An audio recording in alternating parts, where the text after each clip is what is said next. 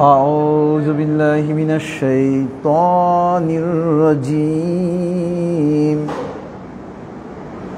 بسم الله الرحمن الرحيم الحمد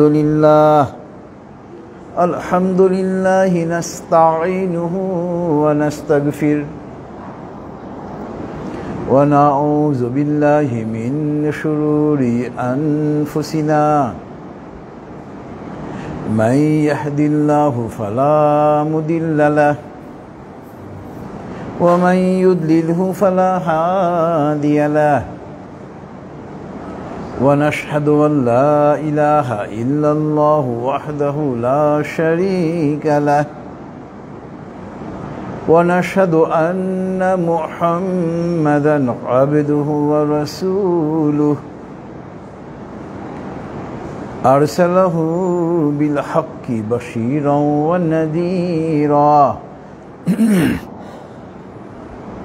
ونذيرا بين يدي الساعة من يطع الله ورسوله فقد رشد ومن يعصهما فإنه لا يضر إلا نفسه ولا يضر الله شيئا فقد قال الله تعالى في القرآن المجيد أعوذ بالله من الشيطان الرجيم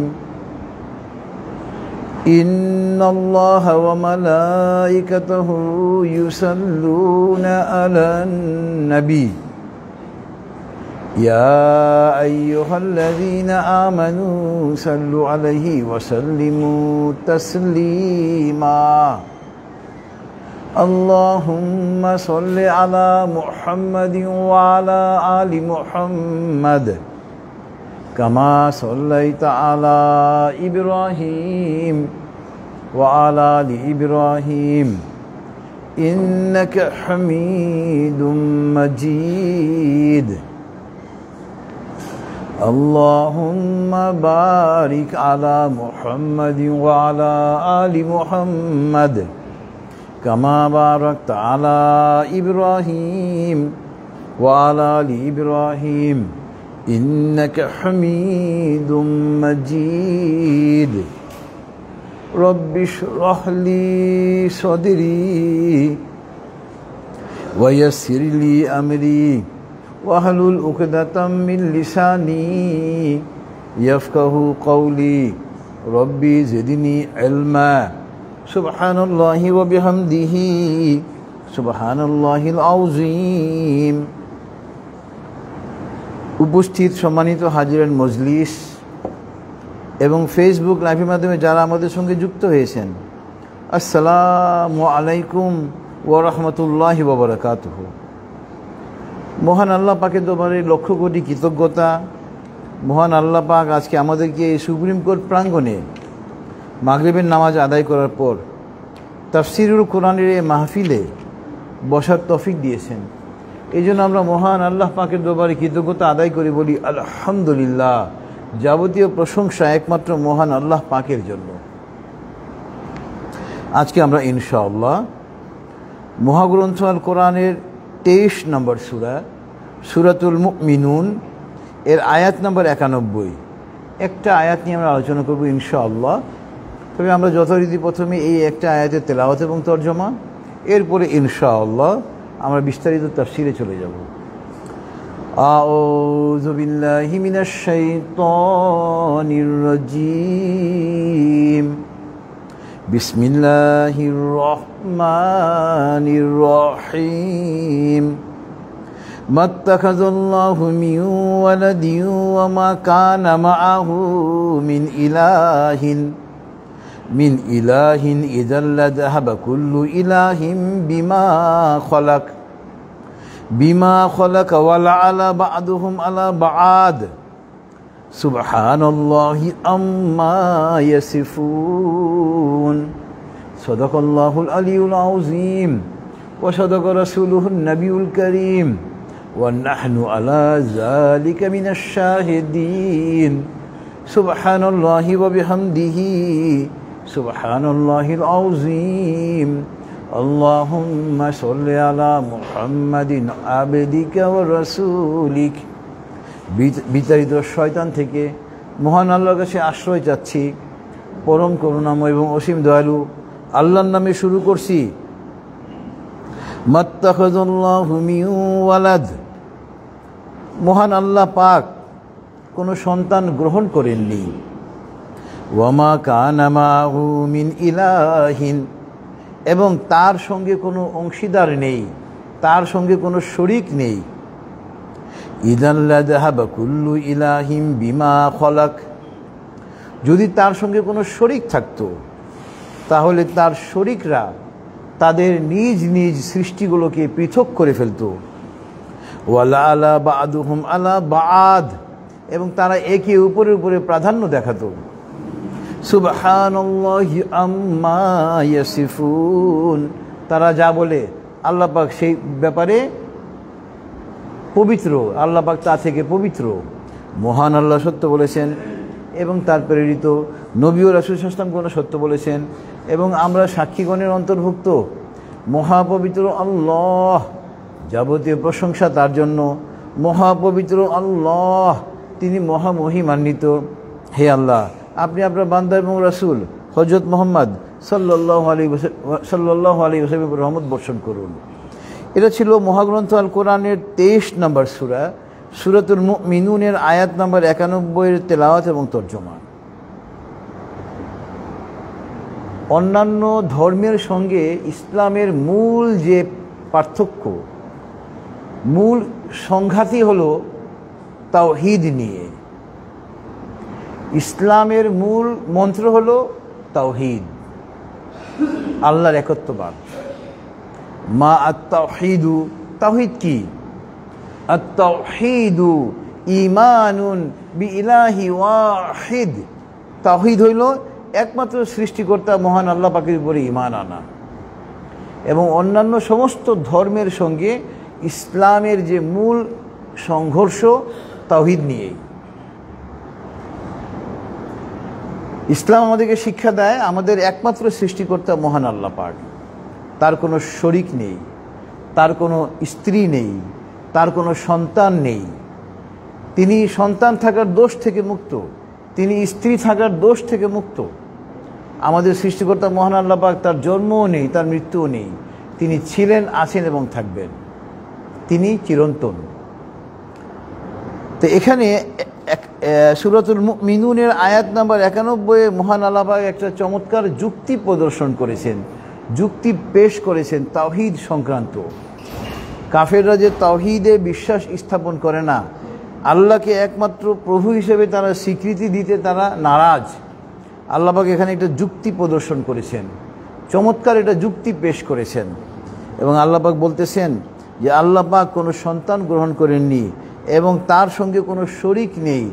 যদি তার সঙ্গে কোনো শরীক থাকতো, অংশীদার থাকতো, তাহলে তার অংশীদাররা নিজ নিজ সৃষ্টিগুলোকে আলাদা করে ফেলত এবং তারা একে উপরে উপরে প্রাধান্য দেখানোর চেষ্টা করত। তো দেখেন কি চমৎকার এটা যুক্তি।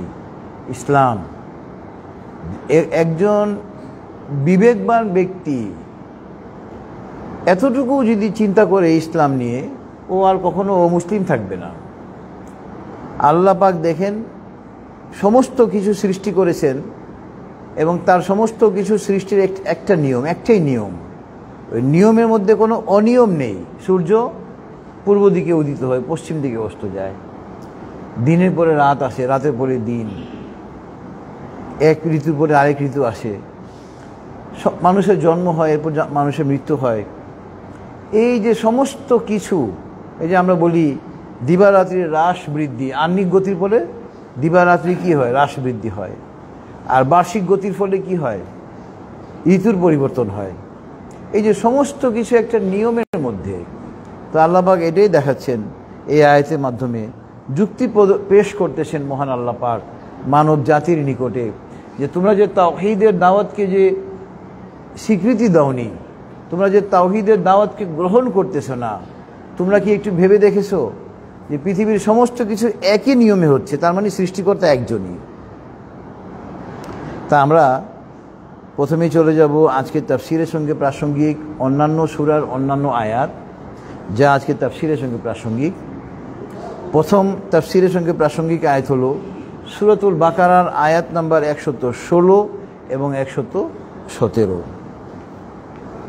এখানে মহান আল্লাহ পাক বলতেছেন, ওয়াকালু ইত্তাখাযাল্লাহু ওয়ালাদা সুবহানাহু বাল লাহু মা ফিস সামাওয়াতি ওয়াল আরদ কুল্লুন লাহু কানিতুন বাদিউস সামাওয়াতি ওয়াল আরদ ওয়া ইযা কাদা আমরান ফাইন্নামা ইয়াকুলু লাহু কুন ফায়াকুন। দেখেন, ওয়াকালু কাফেররা বলে মহান আল্লাহ পাক সন্তান গ্রহণ করেছেন, নাউজুবিল্লাহি মিন যালিক। আল্লাহ পাক বলতেছেন সুবহানাহু, আল্লাহ পাক উত্তর দিচ্ছেন আল্লাহ পাক সন্তান গ্রহণের দোষ থেকে পবিত্র।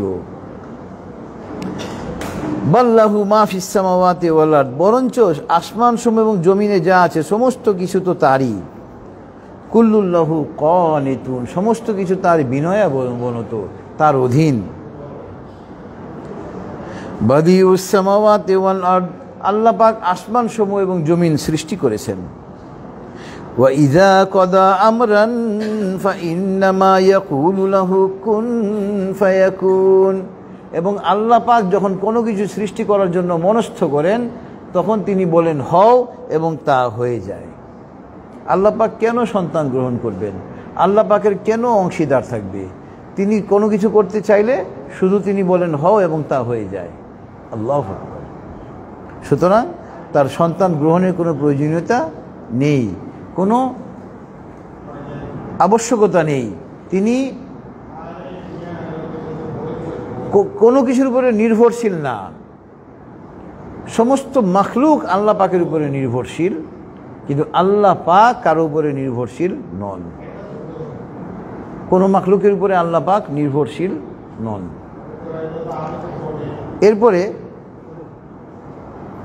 এরপরে আজকে তাফসীরের সঙ্গে প্রাসঙ্গিক আয়াত হলো সূরাতুল আলে ইমরানের আয়াত নাম্বার 51।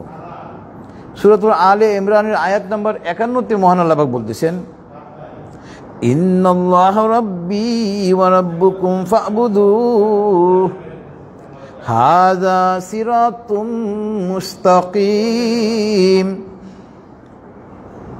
নিশ্চয় আল্লাহ পাক, নবী সাল্লাল্লাহু আলাইহি ওয়াসাল্লাম প্রত্যেক নবী রাসূল পয়গম্বর তার কওমকে দাওয়াত দিতেন, এবং প্রত্যেক নবী রাসূল পয়গম্বরের দাওয়াতের মধ্যে 3টা বিষয় ছিল কমন।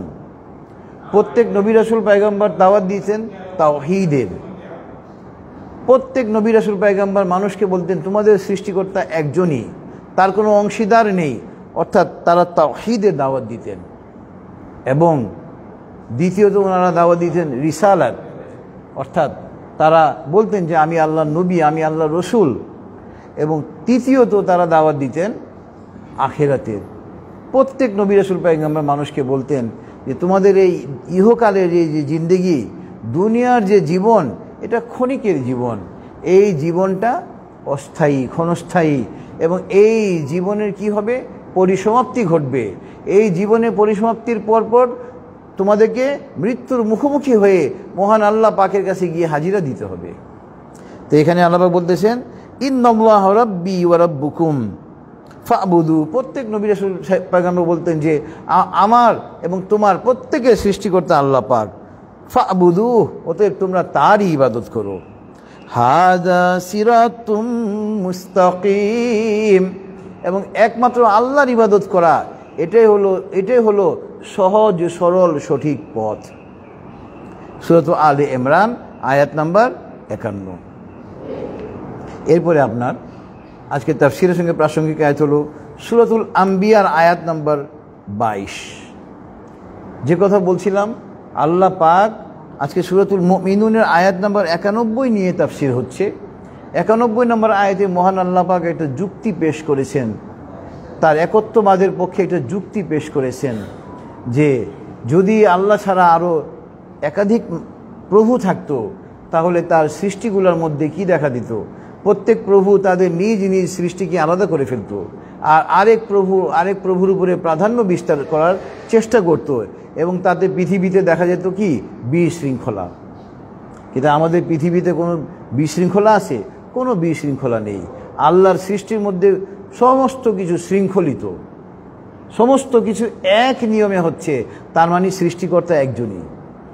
এবং এখানে সূরাতুল আম্বিয়ার আয়াত নাম্বার 22-এ আল্লাহ পাক আরেকটা চমৎকার কথা বলতেছেন, লাউ কানা ফীহিমা আলিহাতুন ইল্লাল্লাহি লা ফাসাদাতা ফাসুবহানাল্লাহি রাব্বিল আরশি আম্মা ইয়াসিফুন। যদি আল্লাহ ছাড়া আরো অন্য মাবুদ থাকতো তাহলে পৃথিবীতে বিশৃঙ্খলা লেগে থাকতো। কোনো বিশৃঙ্খলা আছে? পৃথিবীতে কোনো বিশৃঙ্খলা নেই। সূর্য পূর্ব দিকে উঠে পশ্চিম দিকে অস্ত যায়, দিনের পরে রাত আসে, গ্রীষ্মের পরে বর্ষা, শীত, সমস্ত কিছু একই নিয়মে। মানুষের জন্ম হচ্ছে একই নিয়মে, মৃত্যু হচ্ছে একই নিয়মে, গাছপালার উৎপাদন হচ্ছে, সমস্ত কিছু এক নিয়মে। আল্লাহু আকবার। এবং আল্লাহ পাক এই একাধিক প্রভু থাকার দোষ থেকে আল্লাহ পাক পবিত্র, এবং তারা যে কথাগুলো বলে আল্লাহ সম্পর্কে, আল্লাহর অংশীদার সম্পর্কে, আল্লাহ পাক সেই কথাগুলো থেকে পবিত্র। এরপরে সূরাতুল আম্বিয়ার আয়াত নম্বর 25, এটা ছিল 22, এই 25 নম্বর আয়াতও 25 এবং 26 এই দুটো আয়াতও আজকে তাফসীরের সঙ্গে প্রাসঙ্গিক। সূরাতুল আম্বিয়ার, নাবিউন মানে একজন নবী, নাবিউন শব্দের জমা বহু বচন হলো আম্বিয়া, মানে নবীগণ। তো আপনার এই 25 এবং 26 নম্বর আয়াতে মহান আল্লাহ পাক বলতেছেন, ওয়ামা আরসালনা মিন ক্বাবলিকা মির রাসূলিন ইল্লা নূহি ইলাইহি আন্নাহু লা ইলাহা ইল্লা আনা ফা'বুদুন ওয়া ক্বালু ইত্তাখাযার রাহমানু ওয়ালাদা সুবহানাহু বাল ইবাদুম মুকরামুন। আল্লাহ পাক বলতেছেন সূরাতুল আম্বিয়া আয়াত 25 এবং 26, ওয়ামা আরসালনা মিন ক্বাবলিকা মির রাসূলিন ইল্লা নূহি ইলাইহি আন্নাহু লা ইলাহা ইল্লা আনা ফা'বুদুন। যে পৃথিবীতে আমি যত নবী রাসূল পূর্বে প্রেরণ করেছি, প্রত্যেককে আমি এই মর্মে ওহী প্রেরণ করেছি, লা ইলাহা ইল্লা আনা, আমি ছাড়া, আল্লাহ পাক বলতেছেন আমি ছাড়া কোনো মাবুদ নেই, অর্থাৎ আল্লাহ ছাড়া কোনো মাবুদ নেই। ফা'বুদুন, অতএব তোমরা তারই ইবাদত করো। অনেকে দেখবেন নানান বিষয়ে আমাদের সমাজে, এখন তো সোশ্যাল মিডিয়া অনেক উন্নত, অনেক ক্ষমতাশীল, অনেকে বলে কৃষ্ণ কি নবী ছিল, এবং অনেক আলেমকেও আমি বলতে শুনেছি যে আমি এই বিষয়ে জানি না। নাউজুবিল্লাহি মিন যালিক। দেখেন, কোরআন এবং হাদিস যদি আপনি সঠিকভাবে গবেষণা করেন, এগুলো উত্তর দেওয়া কোনো কঠিন কিছু না। কৃষ্ণ কি নবী ছিল? কৃষ্ণ নবী হবে কিভাবে? কৃষ্ণ কি আল্লাহর একত্ববাদের দাওয়াত দিয়েছে মানুষকে? দেয়নি। সুতরাং তার নবী হওয়ার কোনো প্রশ্নই আসে না। অথচ অনেক আলেমকে দেখি আমি এই উত্তর দিতে পারে না, আমি জানি না। নাউজুবিল্লাহি মিন যালিক, তাই না? তো কেউ যদি আমাদের নবী সাল্লাল্লাহু আলাইহি ওয়াসাল্লামের পূর্বে অনেকের কথা আসতে পারে, আগমনের পূর্বে, এবং তারা নবী ছিলেন কি না এই ব্যাপারে যদি প্রশ্ন আসে, এই মহাগ্রন্থ আল কোরআন হলো পরশমণি, পরশ পাথর যাকে আমরা বলি। আপনি টেস্ট করবেন এই মহাগ্রন্থ আল কোরআন দিয়ে। আল্লাহ পাক সূরাতুল আম্বিয়ার আয়াত নম্বর 25-এ স্পষ্ট করে বলে দিয়েছেন, ওয়ামা আরসালনা মিন ক্বাবলিকা মির রাসূলিন ইল্লা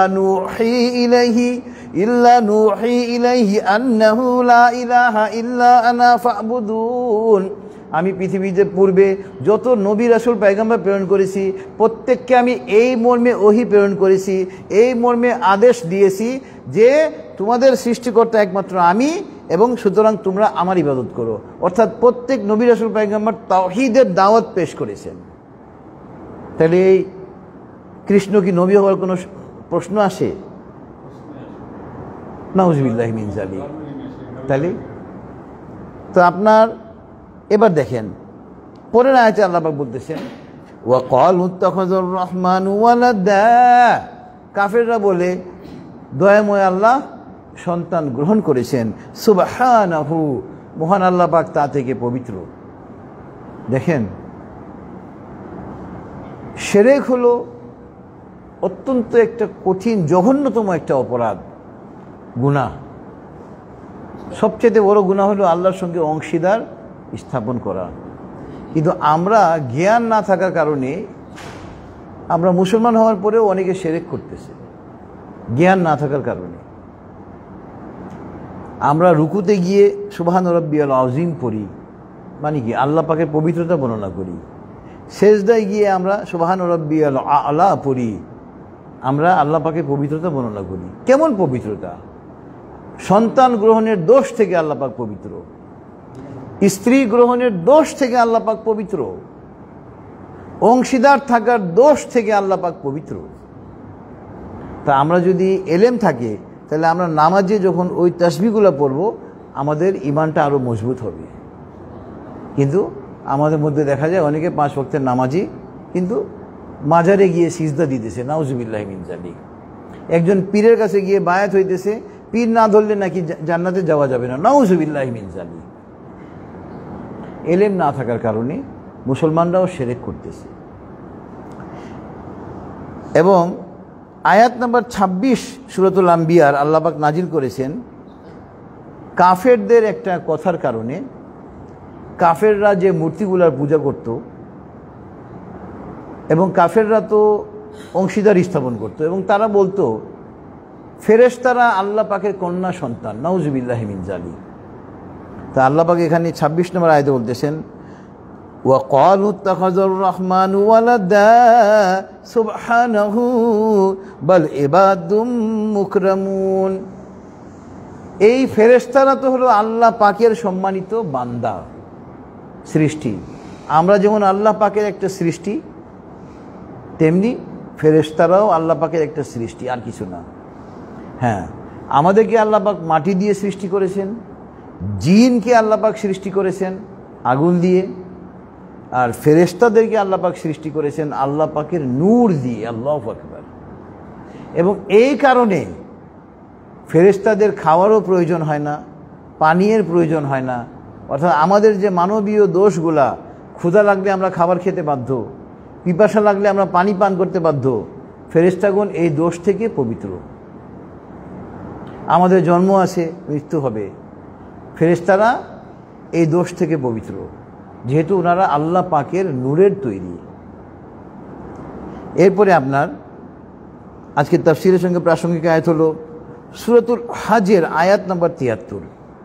সূরাতুল হজের আয়াত নম্বর 73-এ আল্লাহ পাক কাফেরদেরকে, যারা আল্লাহর সঙ্গে শরীক স্থাপন করে, তাদের চোখে আঙ্গুল দিয়ে একটা যুক্তি পেশ করেছেন, চমৎকার একটা যুক্তি পেশ করেছেন। সূরাতুল হজ আয়াত নম্বর 73। ইয়া আইয়ুহান নাসু দুরিবা মাসালুন ফাসতামিউ লাহু ইন্নাল্লাযীনা তাদউনা মিন দুনিল্লাহি লা ইয়াখলুকু যুবাবান ওয়া লা ইয়াজতামাউ লাহু ওয়া ইয়াসলুবহুমুজ যুবাবু শাইআন লা ইয়াস্তানকিযুহু মিন দাউফাত তালিব ওয়াল মাতলুব। দেখেন, আল্লাহ পাক ইয়া আইয়ুহান নাস শব্দটা ব্যবহার করেছেন, হে মানব সম্প্রদায়। সারা পৃথিবীর সমস্ত মানুষকে আল্লাহ পাক সম্বোধন করে বলতেছেন, হিন্দু, বৌদ্ধ, খ্রিস্টান, মুসলমান, সবাইকে আল্লাহ পাক সম্বোধন করে বলতেছেন, হে মানব সম্প্রদায়। দুরিবা মাসালুন ফাসতামিউ লাহু, একটা উদাহরণ পেশ করা হচ্ছে, একটা দৃষ্টান্ত দেওয়া হচ্ছে, তোমরা মনোযোগ সহকারে শ্রবণ করো।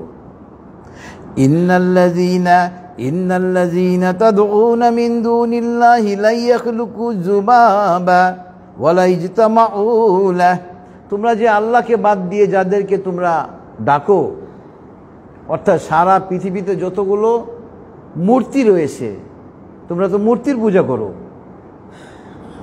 তারা যদি সবাই একত্রিত হয়ে যায়, তারা কি একটা মাছি সৃষ্টি করতে পারবে?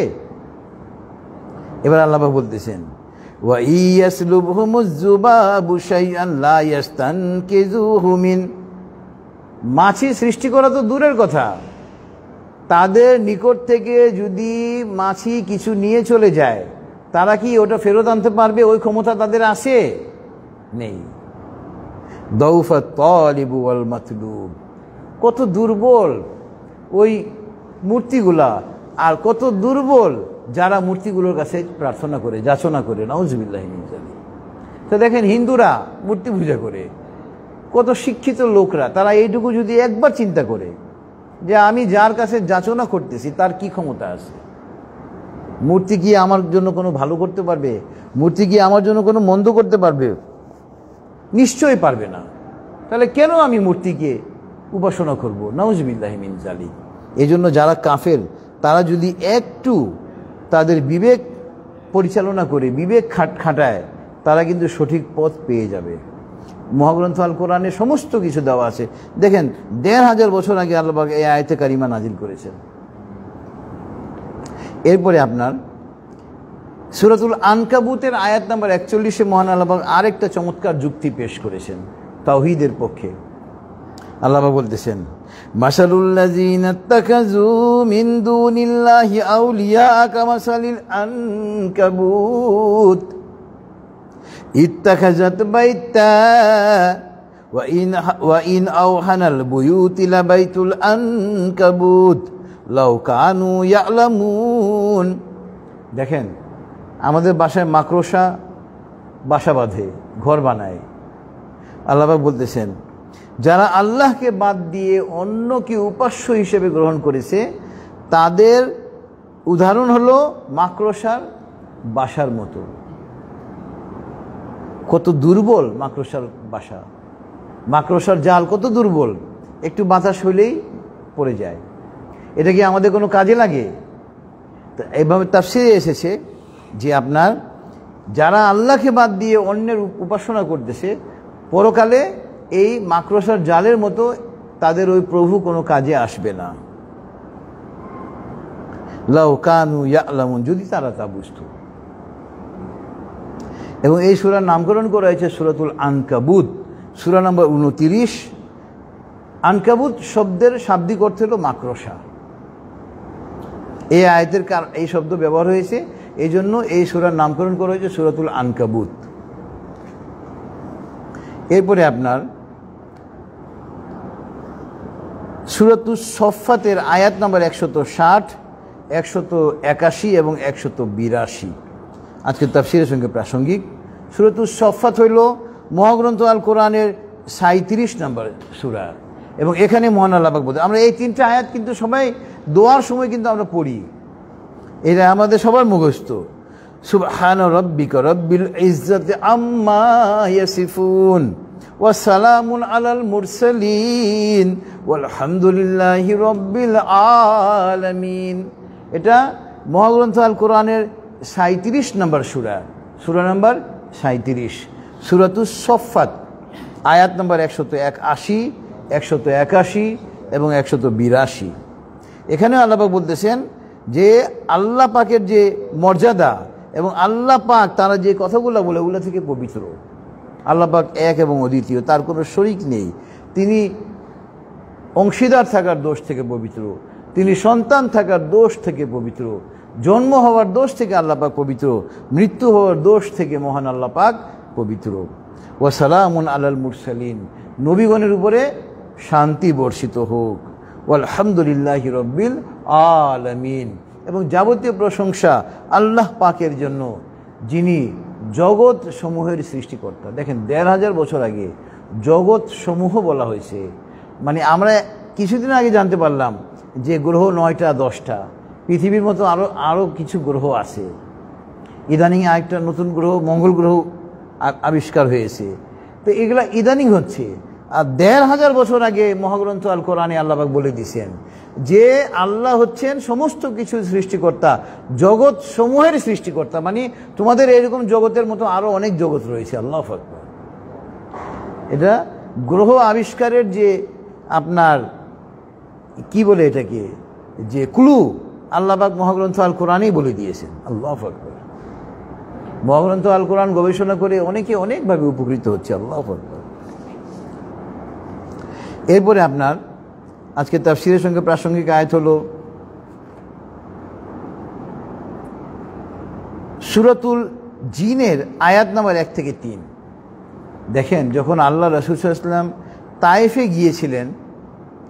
তায়েফে গিয়েছিলেন আপনার তায়েফবাসীকে আল্লাহর একত্ববাদের দাওয়াত দেওয়ার জন্য, ইসলাম প্রচার করার জন্য। একটু বলো, কালকে ফোন দিতে বললো নাকি, একজন ফোন দিচ্ছে মোবাইলে, ওখানে গিয়ে কথা বলো। তো তিনি যখন তায়েফে ইসলাম প্রচার করতে গিয়ে তায়েফবাসী কর্তৃক চরমভাবে আক্রান্ত হলেন, তারা আমাদের নবী সাল্লাল্লাহু আলাইহি ওয়াসাল্লামকে রক্তাক্ত করে ফেলল এবং তিনি আহত হলেন। এবং তায়েফ থেকে যখন তিনি ফিরে আসছেন, তখন আল্লাহ পাক এই সূরাতুল জিন তার উপরে নাজিল করলেন। আল্লাহ রাসূল সাল্লাল্লাহু আলাইহি ওয়াসাল্লামকে সান্ত্বনা দিচ্ছেন যে আপনার এই তাওহীদের দাওয়াত তো মানুষ গ্রহণ করে নাই, কিন্তু জিনরা আপনার তাওহীদের দাওয়াতকে কবুল করেছে। আল্লাহু আকবার। আল্লাহ রাসূল সাল্লাল্লাহু আলাইহি ওয়াসাল্লাম একবার নামাজে কোরআন তেলাওয়াত করছিলেন, ওই তেলাওয়াত জিনরা শুনেছিল এবং জিনরা ওই তেলাওয়াত শুনেই ইসলাম গ্রহণ করল। আল্লাহু আকবার। এবং আল্লাহ পাক ওহী নাজিল করে নবী সাল্লাল্লাহু আলাইহি ওয়াসাল্লামকে বলে দিলেন, সূরাতুল জিনের আয়াত 1 থেকে 3, কুল উহিয়া ইলাইয়া আন্নাহু ইসতামা নাফারুম মিনাল জিন্নি ফাকালু ইন্না সামি'না কুরআনান আজাবা ইয়াহদি ইলার রুশদি ফাআমান্না বিহি ওয়ালান নুশরিকা বিরাব্বিনা আহাদা ওয়া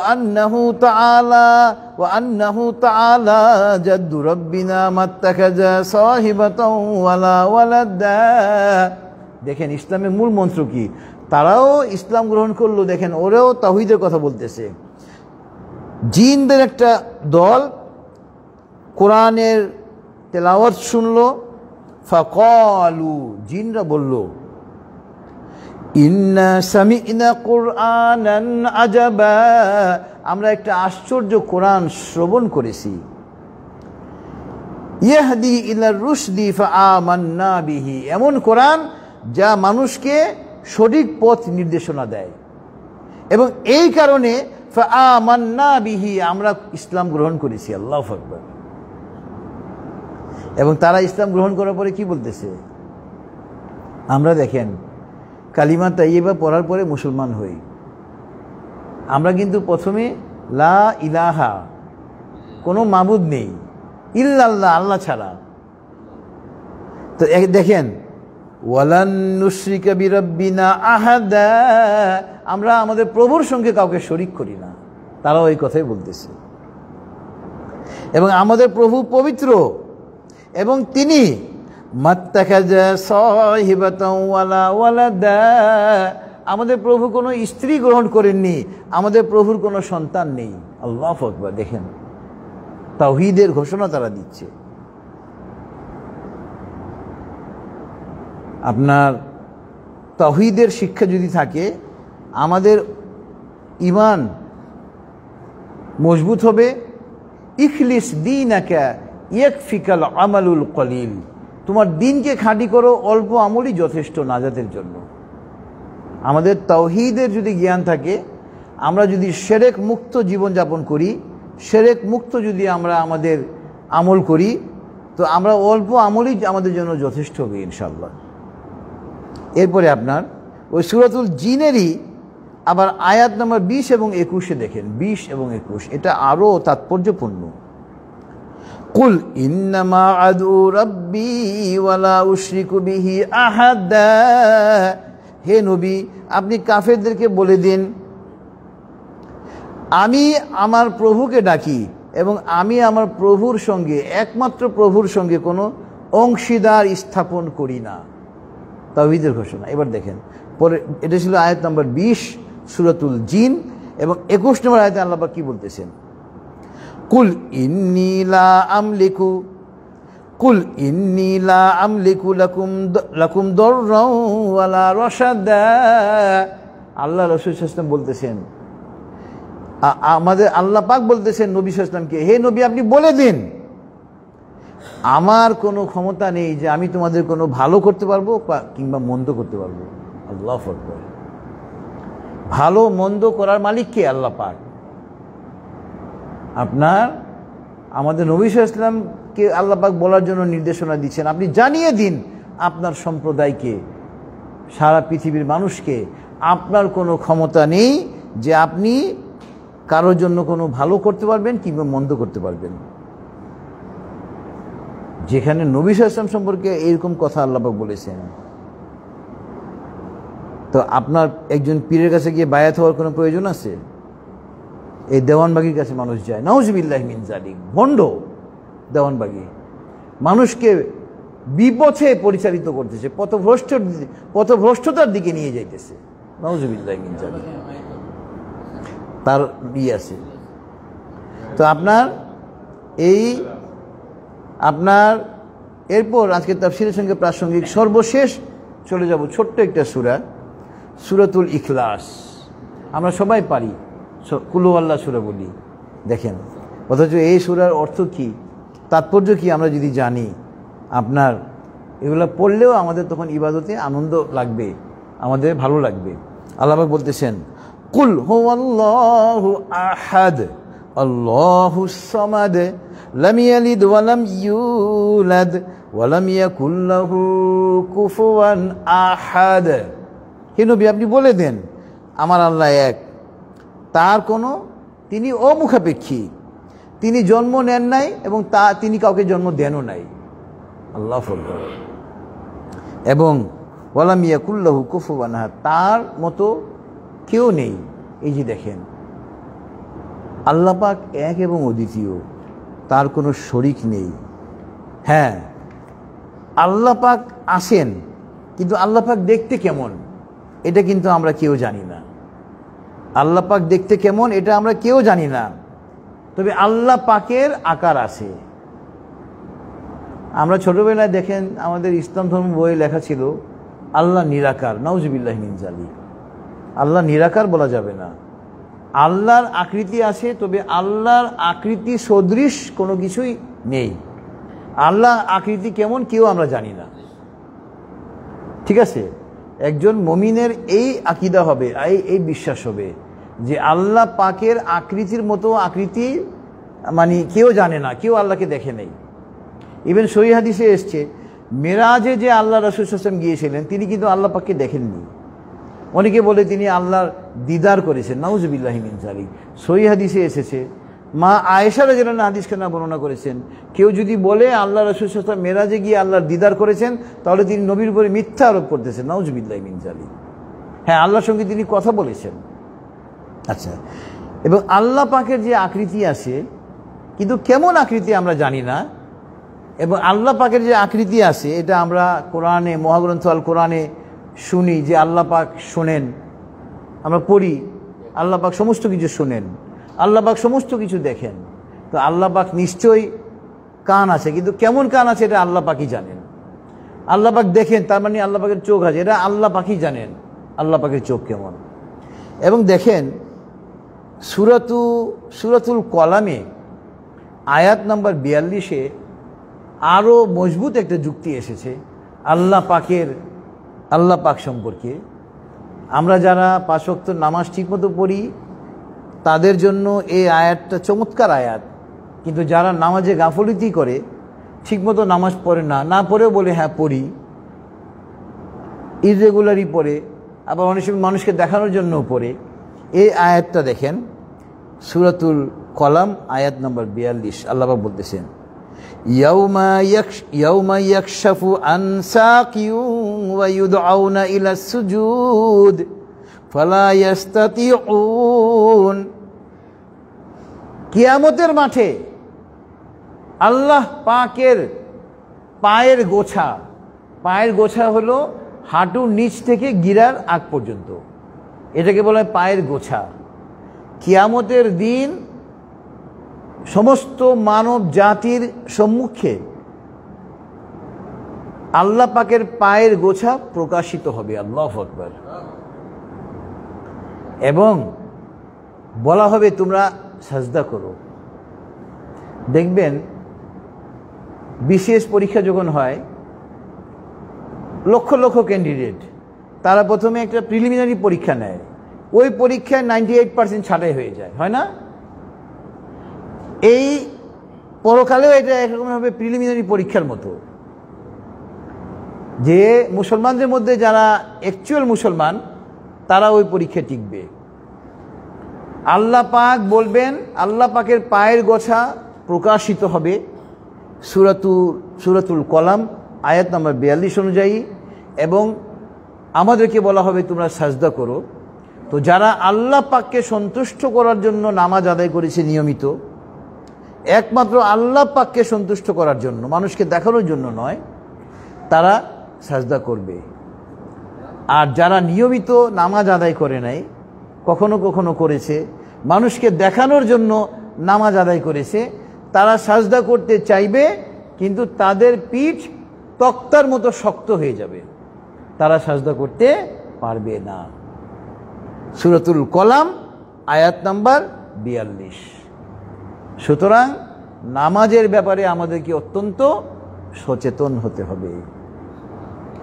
মসজিদে আজান হয়, ইকামত হয়, জামাত দাঁড়ায়, 3 বন্ধুর মধ্যে এক বন্ধু গিয়ে নামাজ আদায় করে, আর বাকি 2 জনকে বললে আমরা নামাজ পড়ি না, নাউজুবিল্লাহি মিন যালিক।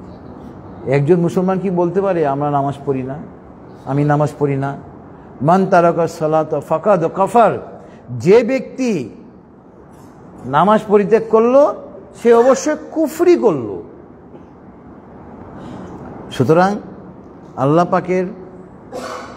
আল্লাহ পাক আমাদেরকে আরশে আজিম থেকে সর্বক্ষণ দেখতেছেন। একজন মুসলমান মাত্রই আমাদের এই আকীদা থাকতে হবে যে আল্লাহ পাক আরশে আজিম থেকে আমাদেরকে দেখতেছেন, আমাদের সমস্ত কর্মকাণ্ড তিনি পর্যবেক্ষণ করতেছেন। এবং এছাড়া 2 জন ফেরেশতা তো আছেই, কিরামান কাতিবিন ইয়ালামুনা মা তাফআলুন। 2 জন ফেরেশতা আছেন আমাদের, ডান দিকের ফেরেশতা তিনি আমাদের নেক আমলগুলো লিপিবদ্ধ করেন, আর বাম দিকের ফেরেশতা আমাদের পাপগুলো লিপিবদ্ধ করেন। এবং ইয়ালামুনা মা তাফআলুন, তারা জানে আমরা কি করি না করি। সুতরাং একটা গুনাহ, আপনি এখন তো মোবাইলের যুগ, কেউ আপনাকে দেখছে না, বাসায় কেউ নাইও, আপনি এখন ইউটিউবে গেলে একটা অশ্লীল ভিডিও দেখতে পারেন। আগে তো অশ্লীল ভিডিও, অশ্লীল বইপত্র দেখার জন্য অনেক কষ্ট করে কালেকশন করে মানুষ এনে এগুলো দেখত, অ্যাভেলেবল ছিল না। আর এখন এমন যুগ হয়েছে প্রত্যেক মানুষের হাতে হাতে অশ্লীলতা, আপনি চাইলেই ইউটিউবে গেলেই অশ্লীল ভিডিও সব চলে আসবে, নাউজুবিল্লাহি মিন যালিক। আপনি ঘরে একাকী, কেউ নাই, আপনি একটা অশ্লীল ভিডিও দেখতেছেন, আল্লাহ পাক আপনাকে দেখছেন, আপনার ফেরেশতা আপনার আমলনামা রেকর্ড করতেছে। সুতরাং এটা মনে রাখতে হবে, যতই একা থাকেন না কেন আপনি একা না, আপনার সঙ্গে মহান আল্লাহ পাক আরশে আজিম থেকে আছেন, 2 জন ফেরেশতা আপনার সঙ্গে আছেন, এবং আরেকজন আছেন ইবলিস শয়তান, আপনাকে কুমন্ত্রণা দেওয়ার জন্য আপনার সঙ্গে আছেন। সুতরাং ওই ইবলিস শয়তানের কুমন্ত্রণায় কান দিবেন না, ইবলিস শয়তানের কুমন্ত্রণার কারণে অশ্লীল ভিডিও দেখবেন না, একাকী কেউ নাই, খারাপ ভিডিওগুলো দেখে সময় পার করি, নাউজুবিল্লাহি মিন যালিক। ভালো জিনিস দেখেন, আপনি এই ডিভাইসটাকে ভালো কাজে ব্যবহার করেন। আমি যেমন ভালো কাজে ব্যবহার করতেছি, এই ডিভাইস দিয়ে আমি মহাগ্রন্থ আল কোরআনের বাণী, হাদিসের বাণী সারা পৃথিবীতে পৌঁছে দেওয়ার জন্য চেষ্টা করতেছি। ফেসবুক লাইভে প্রোগ্রাম করি, আমার হাজার হাজার লোক আমার এই ফেসবুক লাইভের মাধ্যমে দেখতে পারে। পরবর্তীতে আমি ইউটিউবে এই প্রোগ্রামগুলো দিয়ে দিই, লক্ষ লক্ষ মানুষ আজীবন দেখতে পারবে ইনশাল্লাহ। আপনারা এই ডিভাইসগুলোকে ভালো কাজে ব্যবহার করেন ইনশাল্লাহ। এখন আমরা চলে যাব আজকে তাফসীরের সঙ্গে প্রাসঙ্গিক কয়েকটা হাদিসে।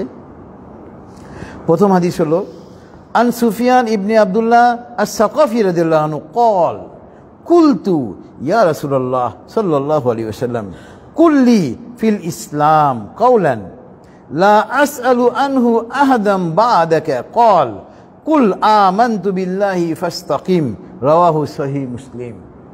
হযরত সুফিয়ান ইবনে আব্দুল্লাহ সাকাফি রাদিয়াল্লাহু আনহু হাদিস খানা বর্ণনা করেছেন। তিনি বলতেছেন, কুলতু আমি বললাম, হে আল্লাহ রাসূল সাল্লাল্লাহু আলাইহি ওয়াসাল্লাম, আমাকে ইসলাম সম্পর্কে এমন কিছু শিখিয়ে দিন যা আপনার পরে আমি আর কাউকে জিজ্ঞাসা করব না। অর্থাৎ আমাকে ইসলামের মূল মন্ত্র কি শিক্ষা দিয়ে দেন, শর্টকাট। কল, আল্লাহ রাসূল বললেন, কুল, তুমি বলো, আমানতু বিল্লাহ, আমি আল্লাহর উপর ঈমান আনলাম, ফাস্তাকিম, এবং তার উপরে অবিচল থাকো।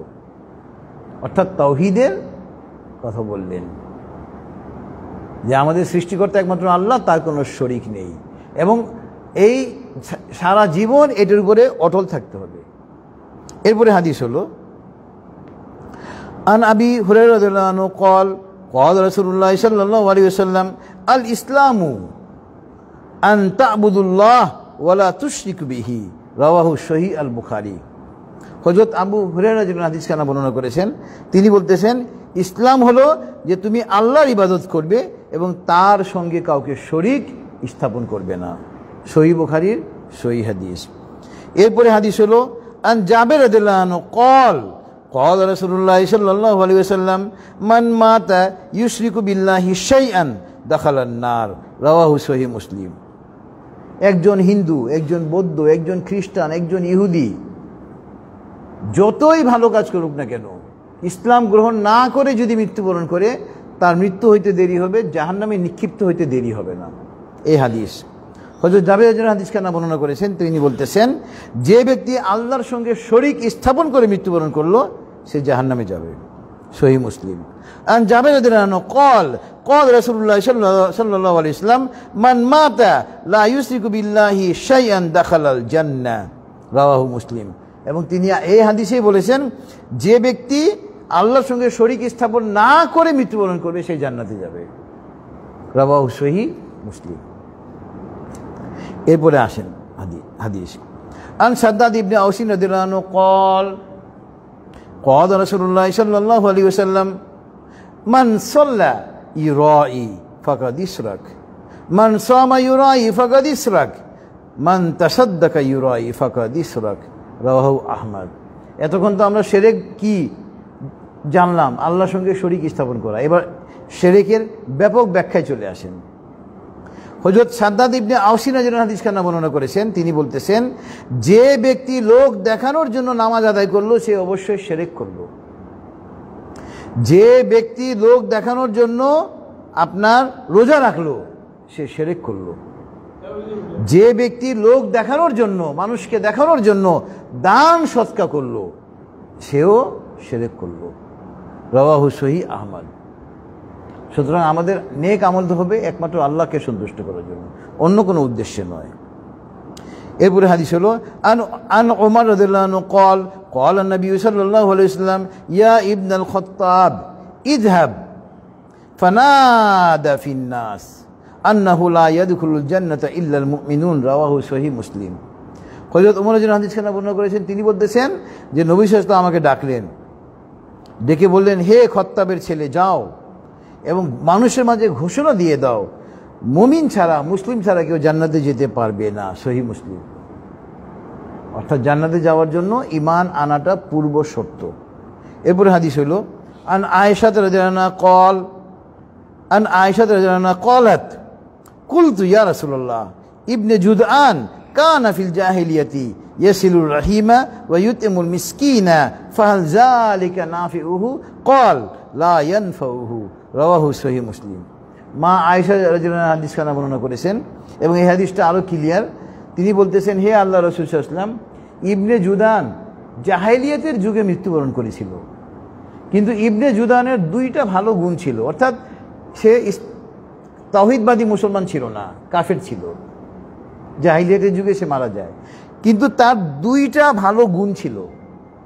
প্রথম গুণ হলো, সে আপনার আত্মীয় স্বজনদের সঙ্গে তার সম্পর্ক খুব ভালো ছিল, আত্মীয় স্বজনদেরকে সাহায্য সহযোগিতা করত। আর দ্বিতীয় হইল, আপনার মিসকিনদেরকে খাবার দিত। কিন্তু এই যে দুইটা ভালো গুণ, কিন্তু সে তো তাওহীদবাদী মুসলমান ছিল না, কাফের। ওই অবস্থায় সে মৃত্যুবরণ করেছে। তো এই যে দুইটা ভালো কাজ, এই কারণে তার কি কোনো উপকার হবে? আল্লাহ রাসূল বলেন, লা ইয়ানফাউহু, কোনো উপকার হবে না। সুতরাং এই তাফসীর কোরআন মাহফিল থেকে সারা পৃথিবীর কাফেরদেরকে দাওয়াত দিচ্ছি, আপনারা এখনও পর্যন্ত যারা ইসলামে দাখিল হন নাই, দ্রুত ইসলামে দাখিল হয়ে যান। কারণ আপনারা যদি ইসলাম গ্রহণ না করে মৃত্যুবরণ করবেন, আপনাদের জন্য জাহান্নাম অবধারিত।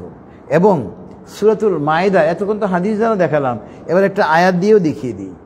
সূরাতুল মায়েদা আয়াত নম্বর ৭২। সূরাতুল মায়েদা আয়াত নম্বর ৭২ আল্লাহ পাক বলতেছেন, ইন্নাহু মান ইউশরিক বিল্লাহি ফাকাদ হারামাল্লাহু আলাইহিল জান্নাহ ওয়া মাওয়াহুন নার ওয়া মা লিয-যালিমিনা মিন আনসার। ইন্নাহু, নিশ্চয়, মান ইউশরিক বিল্লাহ, যে আল্লাহর সঙ্গে শরীক স্থাপন করলো, ফাকাদ হারামাল্লাহু আলাইহিল জান্নাহ, আল্লাহ পাক তার জন্য জান্নাতকে হারাম করে দিয়েছেন। ওয়া মাওয়াহুন নার, সে হবে জাহান্নামের অধিবাসী। ওয়া মা লিয-যালিমিনা মিন আনসার, এবং এই যে জালিমরা জাহান্নামে নিক্ষিপ্ত হবে, ওখানে তারা কোনো সাহায্যকারী পাবে না। সূরাতুল মায়েদা আয়াত নম্বর ৭২। এই যে মাদার তেরেসা, এরা কত ভালো কাজ করে, এরা জাহান্নাম, পবজন পল জাহান্নাম। মৃত্যু হইতে দেরি, জাহান্নামে নিক্ষিপ্ত হইতে দেরি হবে না।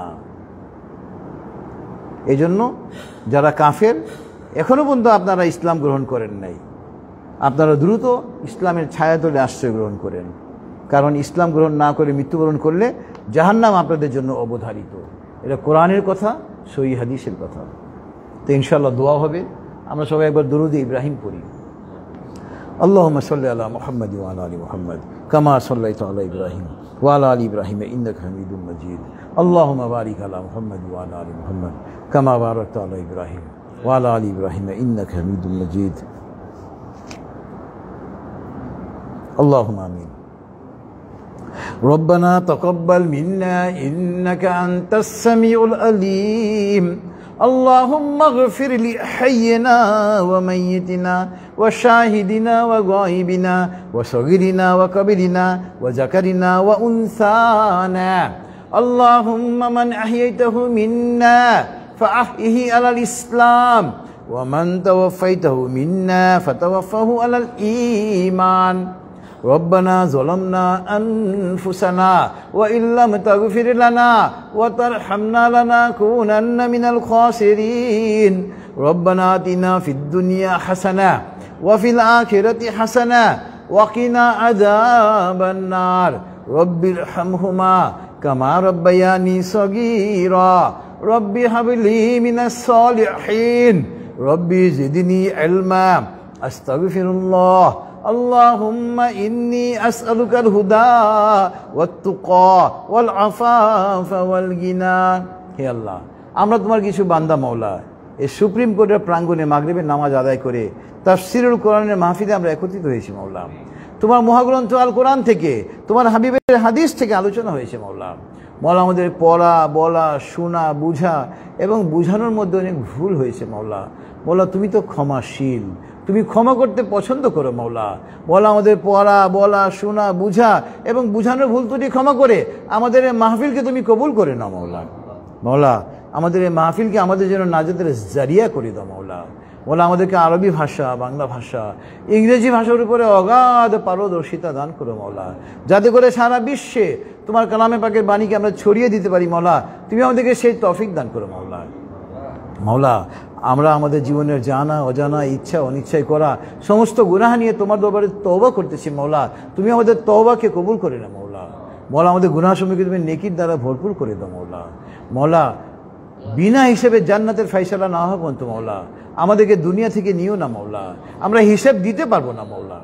মাওলা, আমাদের মধ্যে যাদের মাতা পিতা, নানা নানি, দাদা দাদি, আত্মীয় স্বজন, শ্বশুর শাশুড়ি, মা বাবা, ভাই বোন, খালা খালু, মামা মামি, চাচা চাচি, ফুপা ফুপু, যত আত্মীয় স্বজন, পাড়া প্রতিবেশী, অনেক আইনজীবী ভাই এবং বোনেরা, অনেক বিচারপতিরা, বাড়ির কর্মচারীরা, আইনজীবীর সহকারীরা মৃত্যুবরণ করেছে মাওলা।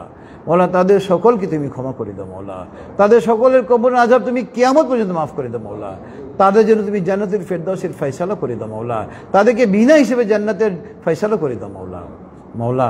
মাওলা, Bangladesh, Bharat, Pakistan, Syria, Lebanon, Iran, Iraq, Afghanistan, ফিলিস্তিন, সারা বিশ্বের মুসলমানরা যেখানে কাফের এবং মুনাফিকদের সাথে দ্বন্দ্বে লিপ্ত আছে মাওলা, মাওলা তুমি মুসলমানদেরকে চূড়ান্ত বিজয় দান করো মাওলা। কাফের এবং মুনাফিককে তুমি চূড়ান্তভাবে পরাজিত করো মাওলা। মওলা আমাদের ফিলিস্তিনি ভাইদেরকে তুমি চূড়ান্ত বিজয় দান করো মওলা। মওলা ইসলামের শত্রু ইসরায়েলকে তুমি ধ্বংস করো মওলা। ইসলামের শত্রু ভারতকে তুমি ধ্বংস করে দাও মওলা। ভারতের কাফের এবং মুনাফিককে ধ্বংস করো মওলা। ভারতের মুসলমানদেরকে তুমি রক্ষা করো মওলা। ভারতের মুসলমানরা নির্যাতিত হচ্ছে মওলা, আমরা দেখি, আমরা কিছু করতে পারতেছি না মওলা। মওলা মসজিদের মাইক ফেলে দেওয়া হচ্ছে মওলা। মুসলমানরা ভারতে মসজিদে আজান দিতে পারে না মাইকে মওলা। মওলা ভারতের মুসলমানদেরকে তুমি হেফাজত করো মওলা। এই নমরুদ, এই নরেন্দ্র মোদীকে তুমি ধ্বংস করো মওলা। মওলা ভারতের হিন্দুদেরকে মওলা, কাফেরদেরকে, মুশরিকদেরকে, মুনাফিকদেরকে তুমি ধ্বংস করো মওলা। মওলা বনি ইসরায়েলকে তুমি ধ্বংস করে দাও মওলা। মওলা ইসলামের যারা অন্যান্য শত্রু, মার্কিন যুক্তরাষ্ট্র, ফ্রান্স, এদেরকে ধ্বংস করে দাও মওলা। সারা বিশ্বে তুমি ইসলামের পতাকা, তুমি ইসলামের পতাকা যেন সারা বিশ্বে উড্ডয়ন হয়, তুমি সেই তৌফিক দান করো মওলা। মওলা বিশেষ করে মওলা আমাদের এই প্রিয় বাংলাদেশ মওলা, আমরা প্রায় 95% লোক এই দেশের মুসলমান মওলা। মওলা আমাদের এই দেশে তুমি ইসলামী খিলাফত কায়েম করে দাও মওলা। মওলা আমাদের দেশে পরবর্তী যে সরকার আসবে সেই সরকার যেন ইসলামী সরকার হয় মওলা, ইসলামী খিলাফত কায়েমের সরকার হয় মওলা, তুমি সেই তৌফিক দান করো মওলা। মওলা আমাদের দেশকে তুমি সমস্ত রকমের অশান্তি থেকে রক্ষা করো মওলা। মওলা সমস্ত রকমের অরাজকতা থেকে রক্ষা করো মওলা। মওলা কেউ যেন, কোনো দল যেন এই দেশে কোনো অরাজকতা সৃষ্টি করতে না পারে মওলা, তুমি সেই তৌফিক দান করো মওলা। আমাদের দেশের জন্য তুমি শান্তির ফায়সালা করে দাও মওলা। মওলা আমরা যারা হাত দিয়েছি মওলা, তুমি তো আমাদের প্রত্যেকের মনের খবর জানো মওলা। আমাদের প্রত্যেকের মনের নেক উদ্দেশ্যকে তুমি পূর্ণ করে দাও মওলা। মওলা মহাগ্রন্থ আল কোরআনের উসিলায় মওলা আমাদের দোয়াকে কবুল করে না মওলা। ওয়া সাল্লাল্লাহু তাআলা আলা খাইরি খালকিহি মুহাম্মাদি ওয়া আলা আলিহি ওয়া আসহাবিহি আজমাইন। সুবহানা রাব্বিকা রাব্বিল ইজ্জাতি আম্মা ইয়াসিফুন ওয়া সালামুন আলাল মুরসালিন ওয়াল হামদুলিল্লাহি রাব্বিল আলামিন। আসসালামু আলাইকুম ওয়া রাহমাতুল্লাহ।